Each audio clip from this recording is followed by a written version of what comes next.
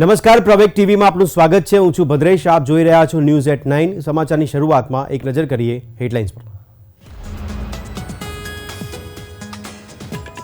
અમદાવાદમાં કાંકરિયા ખાતેથી ખેલ મહાકુંભનો પ્રારંભ કરાવતા મુખ્યમંત્રી કહ્યું, આજે ગુજરાતના ખેલાડીઓએ વિશ્વમાં વગાડ્યો છે ડંકો।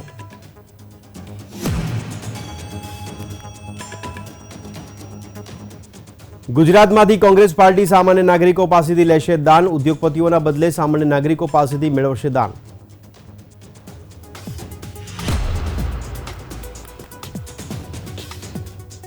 અમદાવાદ સહિત રાજ્યભરમાં હજુ નથી જામી ઠંડી, હજુ પણ કડકડતી ઠંડીની શક્યતા નહિવત હોવાની હવામાન વિભાગની આગાહી।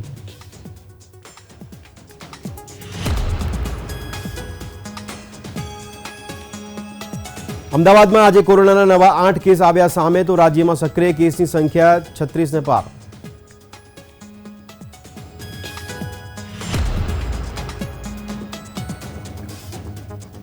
આજે શેરબજારમાં જોવા મળ્યો તેજીનો ધમધમાટ, સેન્સેક્સ પ્રથમ વખત થયો 72,000ને પાર।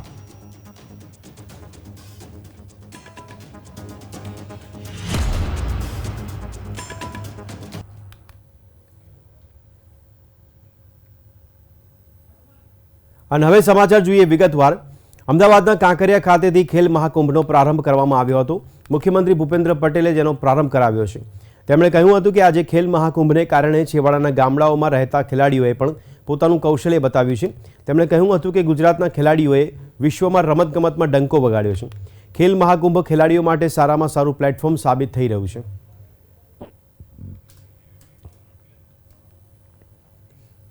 રાજ્યમાં ડિસેમ્બર મહિનામાં કડકડતી ઠંડીનો અનુભવ થતો હોય છે, પરંતુ અત્યાર સુધી એવી ઠંડીનો અહેસાસ થયો નથી। એવામાં આગામી દિવસોને લઈને હવામાન વિભાગની આગાહી સામે આવી છે, જેમાં આગામી 5-7 દિવસોને લઈને હવામાન કેવું રહેશે તેની માહિતી આપવામાં આવી છે। જોકે આ દરમિયાન વાતાવરણમાં કોઈ વધારે ફેરફાર નહીં થવાની સંભાવના વ્યક્ત કરવામાં આવી છે। હવામાન વિભાગ દ્વારા જણાવવામાં આવ્યું હતું કે આગામી 5-7 દિવસ દરમિયાન વરસાદ પડવાની કોઈ સંભાવના નથી। મોટાભાગે વાતાવરણ સૂકું રહેશે, તાપમાનમાં પણ વધુ ફેરફાર થવાની સંભાવના નથી, પરંતુ 1 ડિગ્રી વધી શકે છે। અમદાવાદમાં અત્યારે 16 ડિગ્રી નોંધાઈ રહ્યું છે તાપમાન। આગામી 24 કલાક દરમિયાન પણ 16 ડિગ્રી જ રહી શકે છે અને તે બાદ 1 ડિગ્રી વધી શકે છે। अगले 5-7 दिन में बारिश होने का कोई संभावना नहीं है और मोस्टली ड्राई वेदर रह सकता है। और टेम्परेचर देखा जाए तो टेम्परेचर में भी ज़्यादा चेंजेस होने का संभावना नहीं है, लेकिन 1-8 डिग्री बढ़ सकता है। जैसे अभी अहमदाबाद में 16 डिग्री सेल्सियस रिपोर्ट हो रहा है।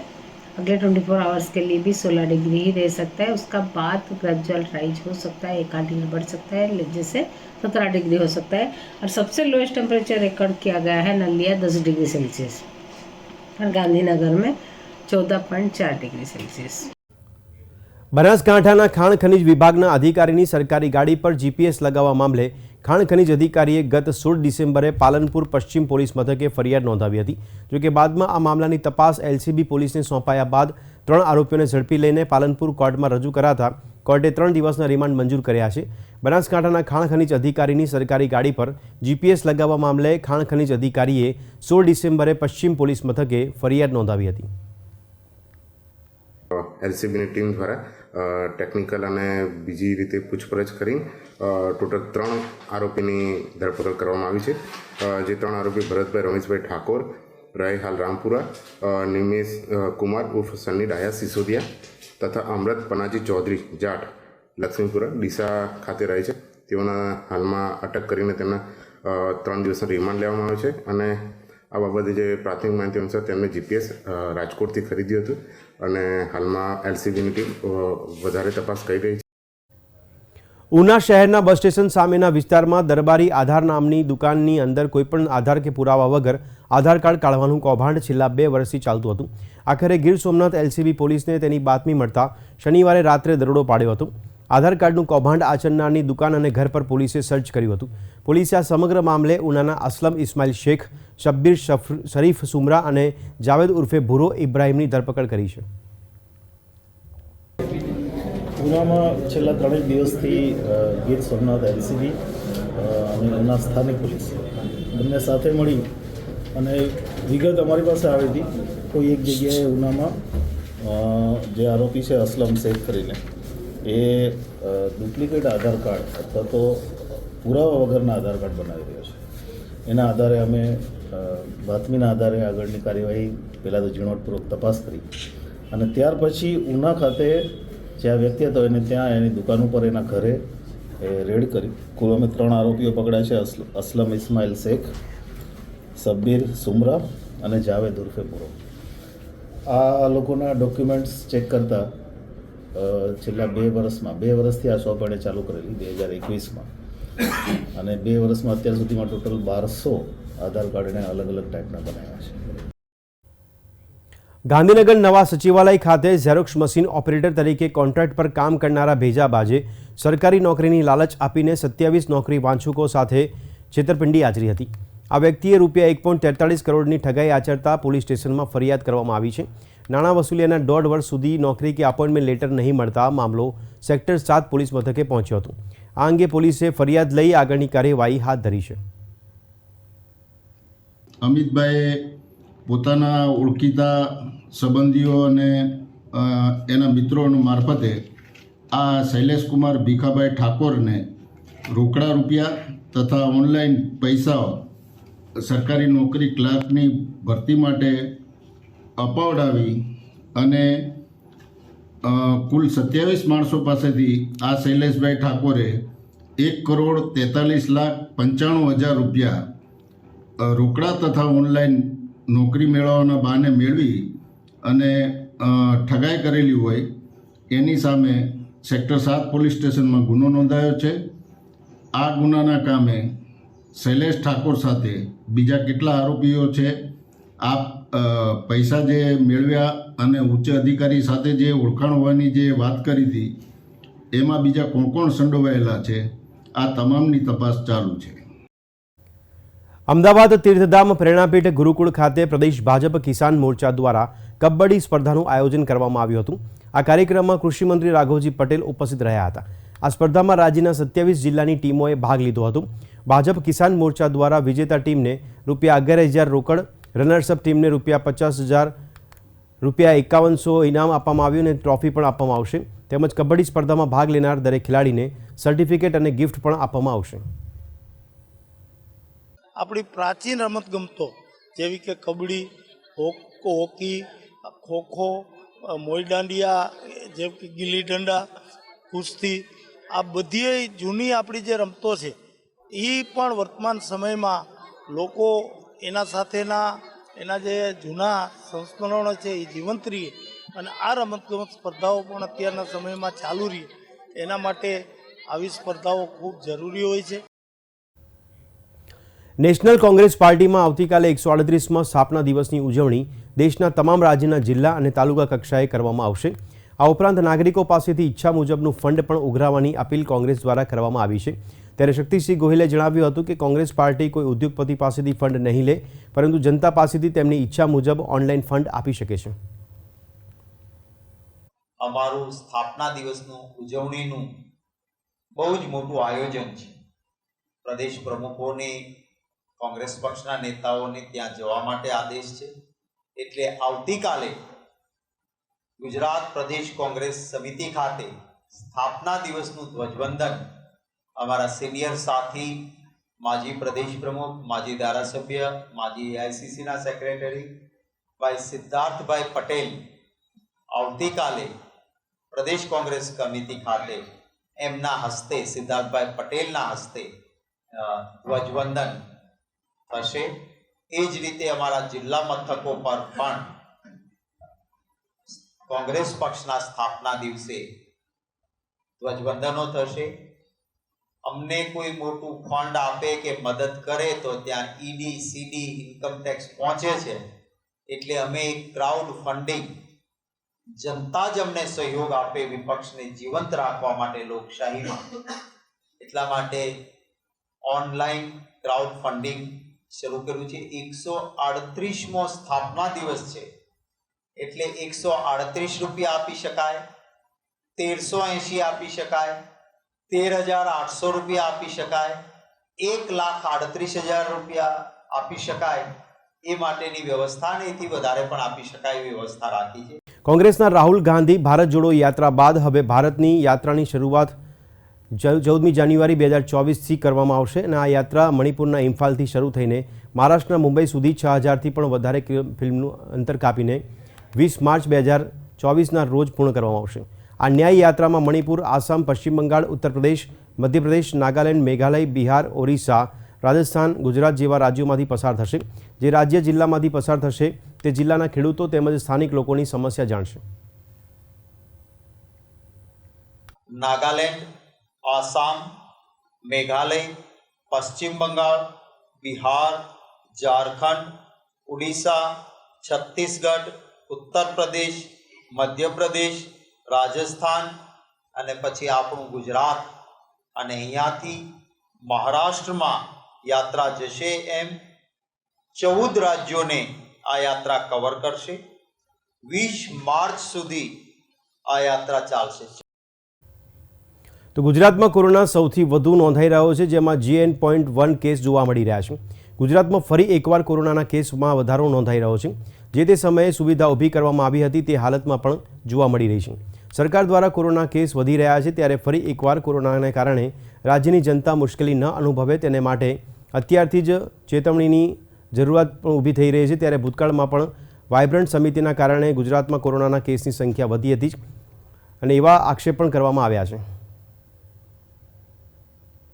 ગુજરાતમાં ગંભીર કોરોનાના, મધ્યપ્રદેશમાં ગંભીર કોરોનાના વધારે જે કેસીસ મળવાના શરૂ થયા એનું કારણ એ વખતે પણ સરકારે એક તાઇફા માટે જે એ વખતે વર્લ્ડ હેલ્થ ઓર્ગેનાઇઝેશને કહ્યું હતું કે મેળાવડાઓ નહીં કરો, ત્યારે આ કર્યું હતું ને ફોરેનથી ગેસ્ટ આવ્યા હતા, પરિણામે આપણે ત્યાં વધ્યા હતા કેસો. ત્યારે વાઇબ્રન્ટ ગુજરાતમાં, અને વાઇબ્રન્ટ ગુજરાત એ તો ભયમુક્ત ભ્રષ્ટાચારનું પ્લેટફોર્મ છે. શેર બજારમાં સપ્તાહના ત્રીજા દિવસે એટલે કે બુધવારે ભારે તેજી જોવા મળી હતી. આજના ટ્રેડિંગ સેશનમાં ભારતીય શેર બજારમાં જોરદાર ઉછાળો જોવા મળ્યો હતો, જેને કારણે બજારના તમામ મુખ્ય સૂચકાંકો ઐતિહાસિક ઊંચાઈ પર બંધ થયા હતા. સેન્સેક્સ 72,000નો આંકડો પાર કરવામાં સફળ રહ્યો હતો. નિફ્ટી 21,675 પોઈન્ટની નવી ટોચે પહોંચી ગયો હતો. બેન્કિંગ, ફાર્મા અને એનર્જી શેરોમાં ખરીદીને કારણે બજારમાં આ વધારો નોંધાયો હતો. મિડકેપ અને સ્મોલ કેપ શેરોમાં સતત ચમક આજે પણ ચાલુ રહી હતી. આજના કારોબારના અંતે BSEનો સેન્સેક્સ 701 પોઈન્ટના ઉછાળા સાથે 72,038 અંક પર બંધ થયો, જ્યારે NSEનો નિફ્ટી 213 પોઈન્ટના ઉછાળા સાથે 21,654 અંક પર બંધ રહ્યો. આંધ્રપ્રદેશ વિધાનસભાની ચૂંટણી નજીક આવી રહી છે. તેની તૈયારીઓ પર કોંગ્રેસ નેતા મનિકમ ટાગોરે કહ્યું કે કોંગ્રેસ પાર્ટી કે જેઓ પાર્ટીની વિચારધારામાં વિશ્વાસ કરે છે તેમને આવકારવા માટે તૈયાર છે. Today we had a meeting with Congress President Kharge Sahab, ex-Congress President Rahul Gandhi ji, Andhra Congress President Rudra Raju ji was there, CWC member Raghuvar Reddy ji was there, CWC permanent invitee Mr. Raju ji is there, Mr. Pallam Raju ji is there, and other senior leaders are there. We had a more than 2 hours meeting and every leader spoke about the plan for Andhra Pradesh 2024. Congress party as a unit will fight the 2024 in both the assembly and parliament. We are having a plan ready, and the Congress party in Andhra is going to fight that unitedly. One. Second, we invite all the voices who believes in the Congress ideology and who believes in the leadership of Kharge Sahab and Rahul Gandhi ji and Madam Sonia Gandhi ji to the Congress party to rebuild Andhra Pradesh, the dream which has just got lost because of Modi's discrimination towards Andhra Pradesh. Because of those promises, unkept promises by Modi government for the past 10 years has destroyed Andhra Pradesh development, and Andhra Pradesh deserves that promises which the central government made it, which the Modi government has betrayed the people of Telangana. And Congress party is ready to fight that battle of 2024. Congress party as a unit, we welcome those voices who are outside the Congress party into the Congress party.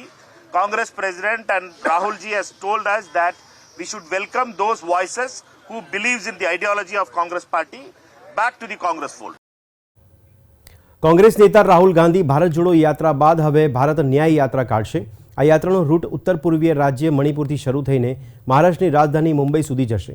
Congress આ યાત્રામાં 6200 કિલોમીટરનું અંતર કાપશે અને આપણે જણાવીએ કે આ પહેલાં રાહુલ ગાંધી ભારત જોડો યાત્રા પૂર્ણ કરી ચૂક્યા છે, જેમાં તેમણે કન્યાકુમારીથી કાશ્મીર સુધીનો પ્રવાસ કર્યો હતો. આ યાત્રા 150 દિવસ ચાલી હતી અને 3570 કિલોમીટરનું અંતર કાપ્યું હતું.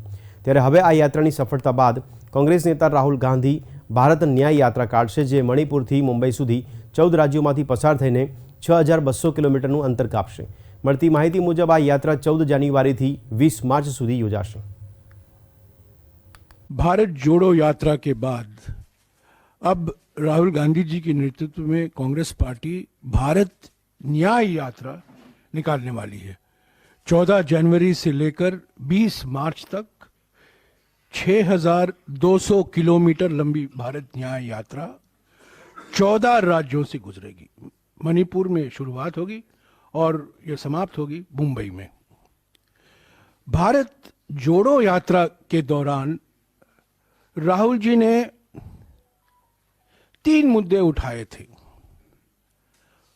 आर्थिक विषमताओं के बारे में उन्होंने जिक्र किया, सामाजिक ध्रुवीकरण के बारे में उन्होंने बातचीत की और राजनीतिक तानाशाही जो आज हमारे देश में हकीकत बन गई है उसके बारे में जनता को अवगत कराया.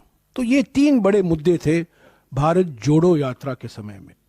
उन्होंने अपनी आवाज़ बढ़ती हुई आर्थिक विषमताओं के बारे में, बढ़ती हुई सामाजिक ध्रुवीकरण के बारे में और बढ़ती हुई राजनीतिक तानाशाही के बारे में उन्होंने अपने विचार जनता के बीच में रखा.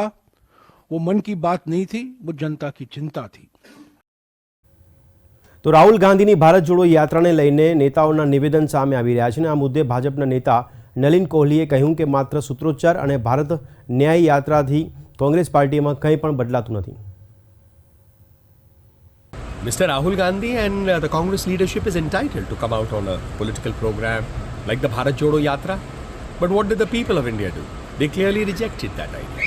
Because Mr. Rahul Gandhi and the Congress cannot have duplicity in these approaches. By coining some slogan, think that the people of India will be fooled. I mean, after all, Mr. Rahul Gandhi is also seen keeping company of those who talk about Bharat tumhare tukde tukde kar denge hum. Goes abroad and asks for foreign countries to interfere in India's democracy. People see that. Real nyay, as they are using the word justice, happens like Prime Minister Modi's government is doing since 2014. Sabka Saath, Sabka Vikas, Sabka Vishwas, Sabka Prayas. Ensuring development reaches the corners of India. Nobody sleeps hungry. 80 crore people get free ration for so many years. Roads, infrastructure, all is happening. Women with respect have got toilets. They made fun of it. Women and others with respect have opened 50 crore bank accounts. Electricity has reached every village of the country. India has become from the 10th largest economy to the 5th largest economy in 10 years. All of it is happening because this government of Prime Minister Modi cares for the people. And as a Pradhan Sevak, he is doing that agenda. Mere sloganeering, like Bharat Jodo or Nyaya Yatra and all, does not change anything. What changes is your intent and your commitment to implement good policies, which is what Prime Minister Modi is coming. કોરોનાના variant JN.1નું સંક્રમણ દેશના 7 રાજ્યોમાં ફેલાયેલું છે અને સંક્રમિત લોકોની સંખ્યા પણ વધી રહી છે. ત્યારે નવા વેરિયન્ટના સૌથી વધુ કેસ ગુજરાતમાં નોંધાયા છે. હાલ દેશમાં નવા વેરિયન્ટના દર્દીઓની સંખ્યા 109 પર પહોંચી છે, જેમાં ગુજરાતમાં 36, કર્ણાટકમાં 34, ગોવામાં 14, મહારાષ્ટ્રમાં 9, કેરળમાં 6, રાજસ્થાન અને તામિલનાડુમાં 4 તથા તેલંગાણામાં 2 કેસ નોંધાયા છે. મોટાભાગના દર્દીઓ હાલમાં હોમ આઇસોલેશનમાં છે. નીતિ આયોગના સભ્ય ડૉક્ટર વી.કે. પોલે ગયા અઠવાડિયે કહ્યું હતું કે સબ વેરિયન્ટની નજીકથી તપાસ કરવામાં આવી રહી છે. સાથે જ તેમણે રાજ્યોને પરીક્ષણ વધારવા અને તેમની સર્વેલન્સ સિસ્ટમને મજબૂત કરવાની જરૂરિયાત પર ભાર મૂક્યો છે. સ્વાસ્થ્ય મંત્રાલયે આજે જણાવ્યું હતું કે દેશમાં માત્ર એક જ દિવસમાં કોવિડ-19ના 529 નવા કેસ નોંધાયા છે. આ સાથે સંક્રમણના સક્રિય કેસોની સંખ્યા વધીને 4093 પર પહોંચી છે.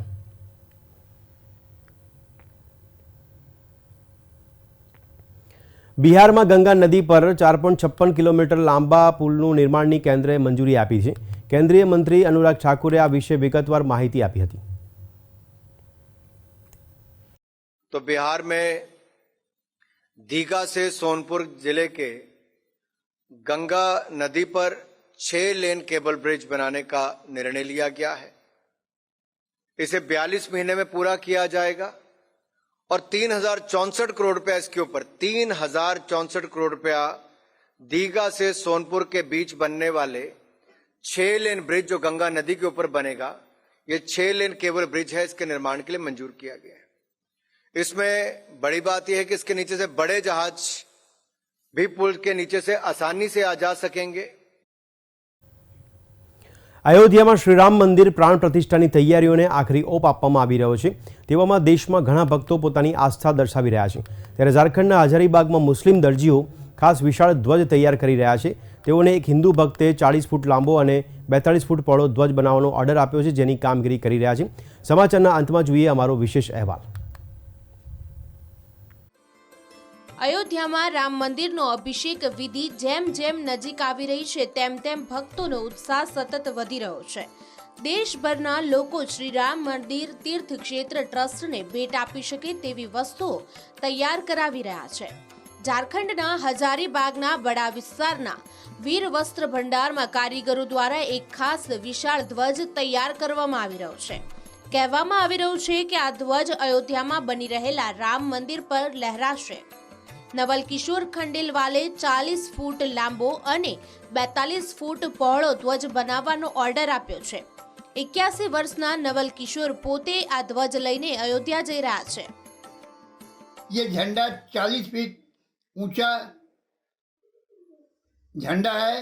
ये करीब एक एक झंडा 125 किलोमीटर 125 मीटर कपड़े से तैयार हुआ है और इसमें 6.5 फीट के हनुमान जी के प्रतिमा भी है, मूर्ति भी है, जो एक देखने लायक चीज है।